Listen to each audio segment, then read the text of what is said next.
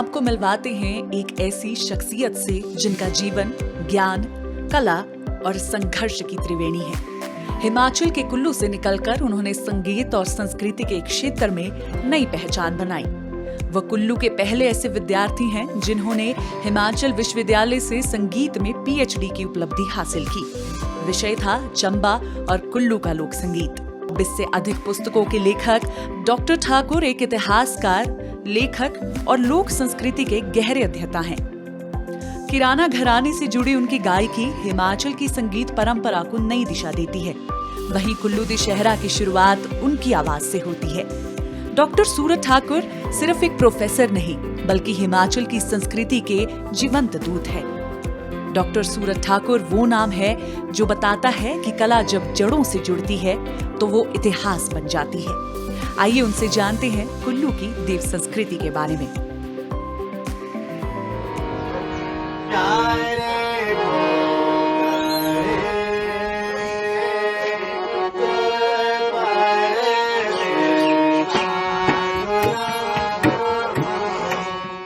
आज हमारे साथ एक ऐसी शख्सियत है जिन्होंने कुल्लू और चंबा की संस्कृति पर शोध किया है, डॉक्टर सूरत ठाकुर। तो आइए इनसे जानते हैं कि जो कुल्लू के लोग हैं उन्होंने आज तक अपनी संस्कृति को कैसे संजोया हुआ है। सर, जैसे कुल्लू है वो अंतर्राष्ट्रीय स्तर का दशहरा है और बहुआयामी दशहरा है, तो आप कैसे देखते हैं कि जो कुल्लू की जो संस्कृति है वो आज तक यहाँ के लोग संजोए हुए हैं?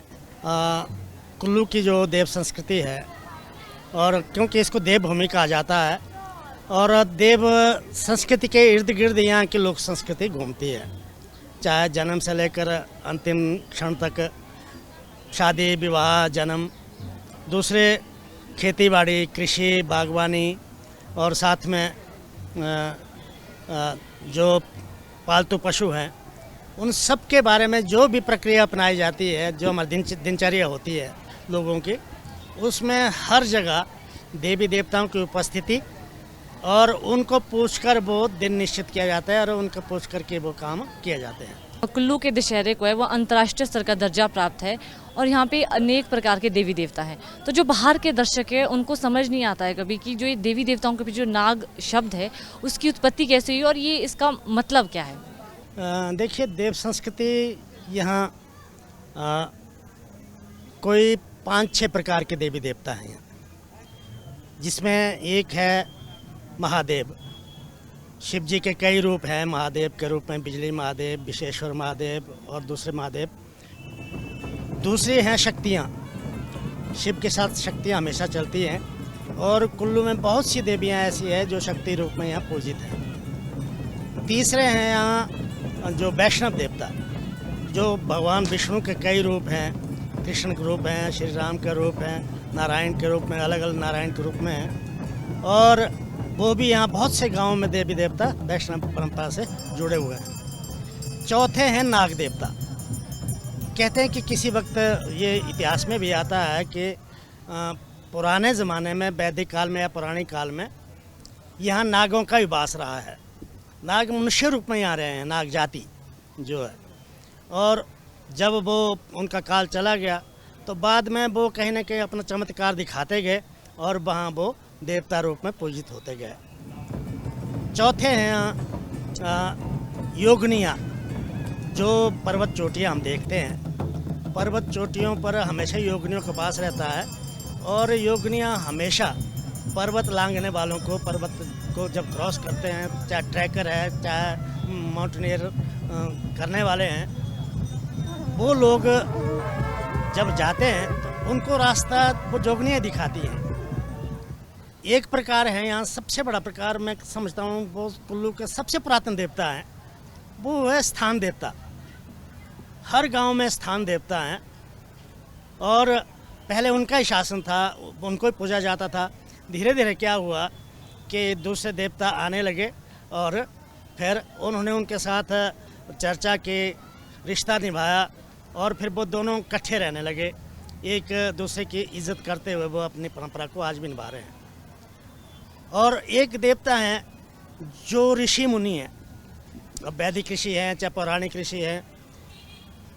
यहाँ सप्तऋषि, 7 ऋषि जो वैदिक काल में माने जाते हैं, उन सब के मंदिर है, सबके स्थान है। और इसके पीछे एक तर्क दिया जाता है, और सच्चा भी है तर्क, इसके पीछे प्रमाण लगता है कि जब मनु महाराज को एक मछली ने उनको कहा कि भाई आप प्रलय आने वाली है, उससे पहले कहानी पे नहीं जाऊंगा मैं, क्योंकि वो उनको मछली मिली, फिर वो बड़ी होती गई, फिर बड़ी होती गई, फिर उन समुद्र में फेंकी। जब उन समुद्र में फेंकी, समुद्र में डालने के बाद मछली ने उनको ये कहा, वो मत्स्य अवतार था, उसने कहा मछली ने कि शीघ्र ही जल प्रलय होने वाली है और पूरी पृथ्वी जलमग्न हो जाएगी। उससे पहले मैं तुम्हें चुनता हूँ, तुम एक बड़ी सी नाव बना लेना, उसमें ऋषि मुनियों को, चिंतकों को भी साथ बिठाना, जो बीज है अन्न के बीज उसको भी उसमें डाल देना, आवश्यक चीज़ें, और बैठ जाना। जैसे जल प्रलय होगी, मैं अपने सींग पर, जो मछली का पिछला हिस्सा होता है उसके पूंछ पर, उसके सारे उस नाव को आप डूबने नहीं दूंगा। और कहते हैं कि जब जल प्रलय हुई तो वो मछली, उन्होंने मनु ऋषि जी उसमें बैठे, साधु संत, आज उनका हम साधु संत कहते हैं, परंतु ऋषि मुनि जो पुराने रहे हमारे चिंतक, वो भी उसमें बिठाए गए, और नाव जैसे जैसे पानी बढ़ता गया तो नाव ऊपर बढ़ती गई।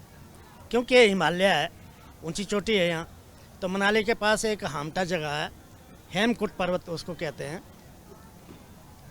जब वहाँ पहुँची नाव तो वर्षा कम हुई, बंद हो गई, और पानी घटना शुरू हो गया। जब पानी घटना शुरू हो गया तो दूसरे पर्वत ऊंचे उठने शुरू हो गए, लगने लगा कि नहीं जी अब ज़मीन आ रही है।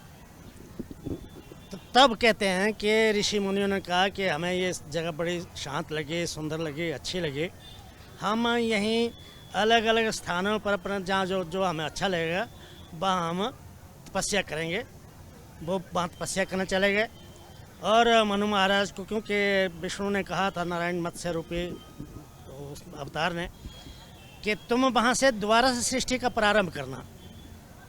तो जैसे पानी मनाली तक कम हुआ तो मनाली में उनको लगे कि ज़मीन उर्वरा है, उपजाऊ है, और उपजाऊ होने के बाद उन्होंने वहाँ से खेती बाड़ी करनी शुरू कर दी, और धीरे धीरे सृष्टि बढ़ने लगी।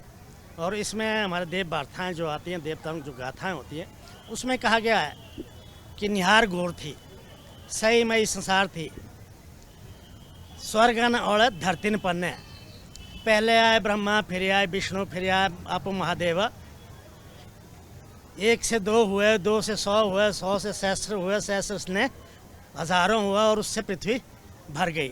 तो इस तरह से सृष्टि का संचालन यहाँ से किया। तो इसीलिए यहाँ बाद कालांतर में जहाँ जहाँ ऋषि मुनियों ने तपस्या की थी, वो वहाँ देव रूप में प्रकट हुए और पूजित हुए। सर, हमने देखा कि जो कुल्लू दशहरा है, अगर हम आज से 10 या 20 साल या बहुत पुराने ज़माने की बात करें तो देवताओं के साथ जो हमें बुजुर्ग लोग देखने को मिलते थे, लेकिन जो आजकल है हम देख रहे हैं कि आजकल यूथ आजकल सबसे ज़्यादा जो है देवी देवताओं के साथ आ रहा है। तो आप इस पर क्या मानते हैं? हम लोग भी चिंता करते थे कि केवल बुजुर्ग देवताओं के साथ चलते हैं, और जब बुजुर्ग नहीं रहेंगे तो कौन इस परंपरा को निभाएगा। ना जाने देवी देवताओं की कृपा है या एक समाज में परिवर्तन, सोच के परिवर्तन का हिस्सा है, कि अब हम देख रहे हैं कि धीरे धीरे जो नौजवान, उनकी आस्था देवता के प्रति ज़्यादा बढ़ने लगी। फिर क्या हुआ कि कहते हैं कि एक पीढ़ी जाती है, एक पीढ़ी आती है, और देव वार्ता में भी कहा जाता है, देवी देवता जब अपने प्रवक्ता के माध्यम से कहते हैं कि फूड़ी उठती फूड़ी बेचती, यानी कि एक पीढ़ी जा रही है, दूसरी पीढ़ी आ रही है, और ये आप समझे कि स्थानांतरण है, कि बड़े बुजुर्ग आज सिर्फ उनको बताते हैं कि इस प्रक्रिया को किस तरह से निभाना है, देव संस्कृति की परंपरा को किस तरह से, क्या क्या तरीके होते हैं, क्या क्या नियम है उसको अपनाना है, और फिर वो नौजवानों को बता रहे हैं, नौजवान उस पर अमल कर रहे हैं, और इस तरह से लगातार निरंतर आगे चलती जा रही है। और ये एक मुझे लगता है कि शुभ संकेत है कि कम से कम आधुनिकता के दौर में, मशीनी युग में लोग देवास्था को नहीं मानते, बहुत लोग नहीं मानते, परंतु कुल्लू के नौजवान इस चीज़ को पूरी तरह मानते हैं और पूरी श्रद्धा से उसमें शिरकत करते हैं। तो देवी हडिम्बा है वो राज परिवार की दादी मानी जाती है। तो जो देवी हिडिंबा है उनका कुल्लू से क्या संबंध है, इस क्षेत्र से उनका क्या संबंध है? ये कहते हैं कि पौराणिक काल की घटना है।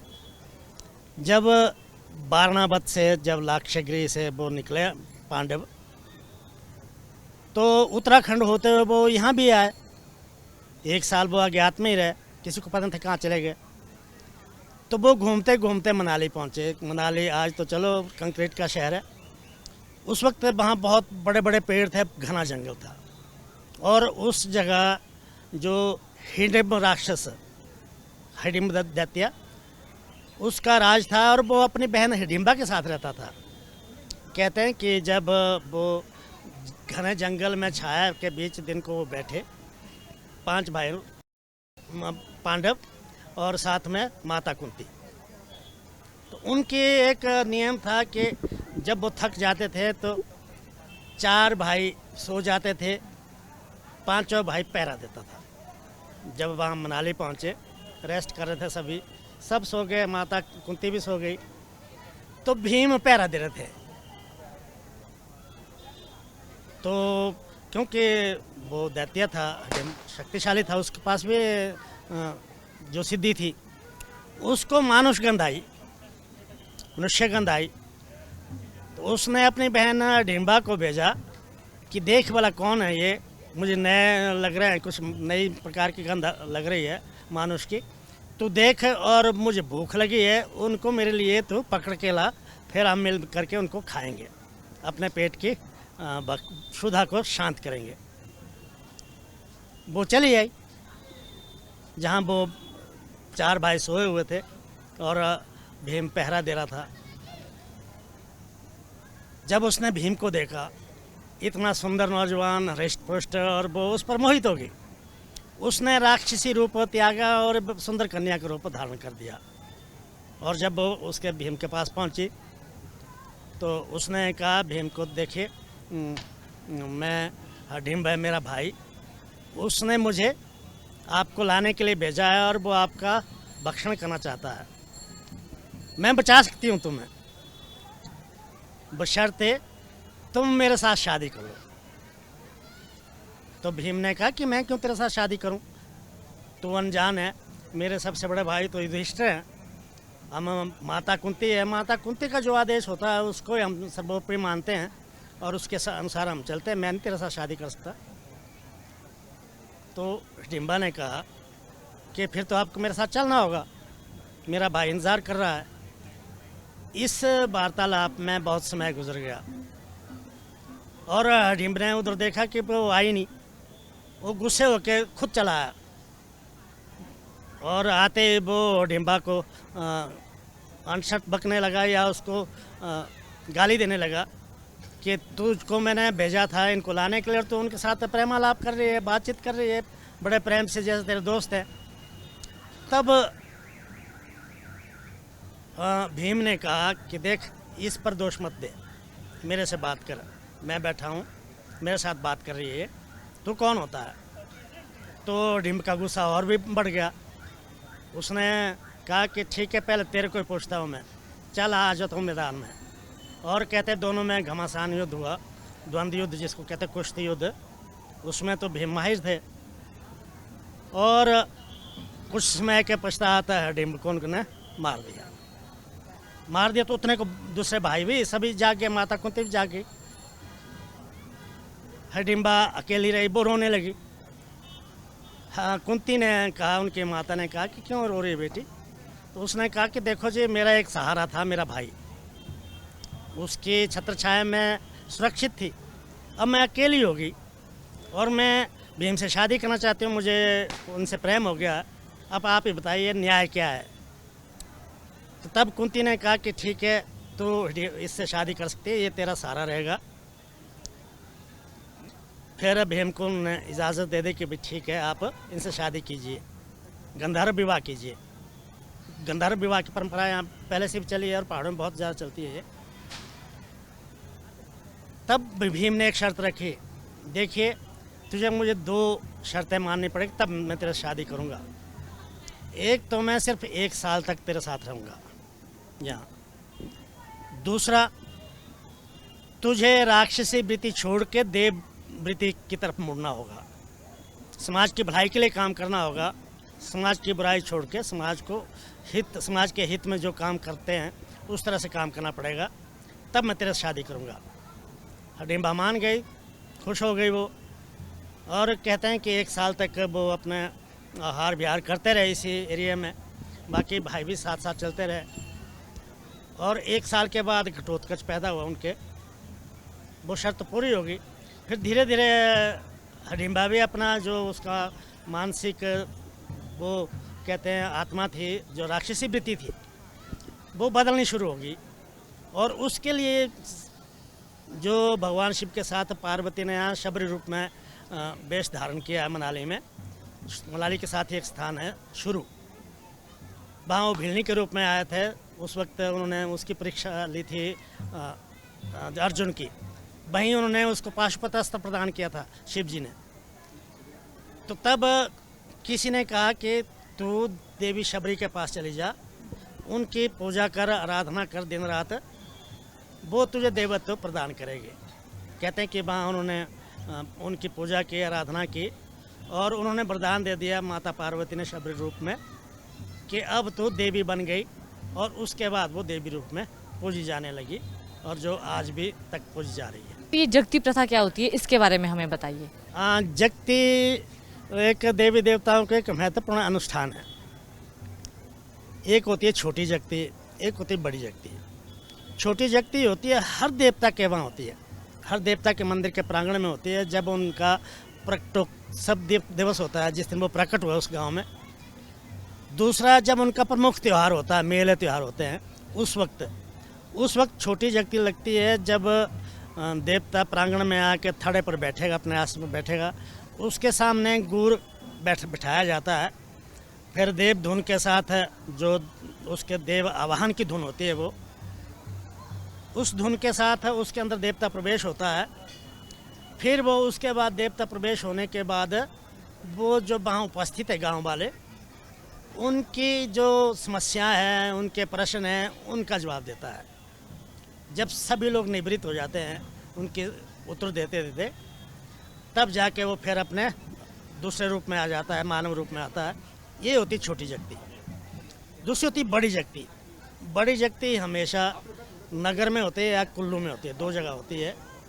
कहते हैं कि नगर में जगती पट है 5 फुट और 8 फुट। उस पत्थर को देवी देवताओं ने मधुमक्खियों का रूप धारण करके, देवी देवता जब एक हो जाते हैं, देखो किस रूप में होते हैं, वो मधुमक्खियों के रूप में वो एकत्र हुए। और मनाली के पास एक नेहरू कुंड के पास है द्राम डॉग, उसके पहाड़ को काट करके वो पत्थर उन्होंने वहाँ काटा, सब ने उठा करके नगर में जगती पट पर स्थापित किया। फिर उनसे पूछा गया देवी देवताओं से कि भाई आपने इसकी स्थापना की है, क्यों की? तो तब उन्होंने कहा कि यहाँ जब जब समाज पर कोई विपदा आएगी, देश पर विपदा आएगी, या इलाके में कोई विपत्ति आने की संभावना होगी, तब तब कुल्लू भर के सारे देवी देवता वहाँ इकट्ठा होंगे, आपस में विचार विमर्श करेंगे उस समस्या के बारे में, और उस समस्या के निवारण के लिए अपनी अपनी बात कहेंगे, और अपनी बात कहने के बाद एक मत होकर उसका निर्णय देंगे। कुल्लू जो है देवी देवताओं का स्थान है, तो सर ऐसा कहते हैं कि जो गुर होते हैं उनका सबसे ज़्यादा महत्व होता है देवताओं के साथ, तो ये गुर परंपरा के बारे में हमें बताइए। देव परंपरा में गुर का स्थान है, वो बहुत महत्वपूर्ण है, क्योंकि वो देवी देवताओं का एक प्रवक्ता है। जिस किसी पार्टी का या किसी संस्था का प्रवक्ता होता है, उसको ये अधिकार होता है देवता की बात कहने का, तो वही गुरु करता है काम। परंतु उसका चयन बड़ा इंटरेस्टिंग है, क्योंकि हर कोई व्यक्ति गुरु नहीं बन सकता, ना उसके अंदर देवता प्रवेश करता है। जिस व्यक्ति को देवता चुनना चाहता है, उसमें चाहे कितनी भी बुराई हो, उसको जब सुधारना है देवता ने। मुझे याद है कि एक जगह, एक देवता नाम नहीं लूँगा मैं, उसका गुर बेहद शराबी था, जहीं कहीं गिरा पड़ा रहता था, लोगों को बुरा भला कहता था। और एक दिन मेले में अचानक वो बिल्कुल देव परंपरा का देव प्रक्रिया चल रही थी, और बीच में आ गया और उछलने लगा। उसके अंदर देवता ने प्रवेश कर दिया। उछलते उछलते उसकी टोपी गिर गई, सिर की टोपी, और माना जाता है कि जब किसी व्यक्ति की उछलते उछलते टोपी गिर जाती है तो वो गुर चयनित हुआ समझा जाता है, वो गुर बन गया। और देवता जिसको जो कहना चाहता है वो गुर के माध्यम से कहता है। गुर को वो देव धुन होती है कि उसको कहते हैं भ्रवण ताल। भ्रवण वो बजाएंगे, ढोंस ढोल नगाड़ा दमामा जो भी करनाल शहनाई, उसमें वो इस तरह का धुन बनती है कि आदमी रोए रोए खड़े होते हैं। उसके अंदर आत्मा देवता का प्रवेश होता है, फिर वो अपनी बात कहेगा देवता उसके माध्यम से, जो भी वहाँ किसी को खुश। सर, धुन की बात हो रही है और कहा यह जाता है कि जो देवी देवता है वो ढोल नगाड़ों के बिना नहीं चलते हैं। तो आप क्या मानते हैं कि जो ये धुन कितनी प्रकार की होती है, और आपका शोध भी इस पर है? हाँ, ये बिल्कुल सत्य है। खासकर कुल्लू, शिमला, किन्नौर, लाहौल स्पीति, इन मंडी के ऊपरी क्षेत्रों में, इन क्षेत्रों में जो चलते देवता हैं, हिमाचल में 2 प्रकार के देवता हैं। एक है बैठे देवता, जैसे आपके नैना देवी हो गया, ज्वालामुखी हो गया, चिंतपूर्णी हो गया, बैठी हैं, वो नहीं चलते इधर उधर, एक ही जगह है ना उनका मंदिर। और जो ऊपरी क्षेत्र में हमारे ये देवता मंदिर में तो बैठते हैं पर चलते भी हैं, लोगों के कंधे पर चलते हैं पालकी रूप में। तो इस प्रकार से चलते हुए देवताओं की हर प्रक्रिया में धुन बदलती रहती है। अब जैसे शाम की पूजा होगी, उस वक्त की धुन, उस वक्त का ताल अलग होगा। फिर उसके बाद सुबह जब सवेरे जगाना देवता, उस वक्त का ताल अलग होगा।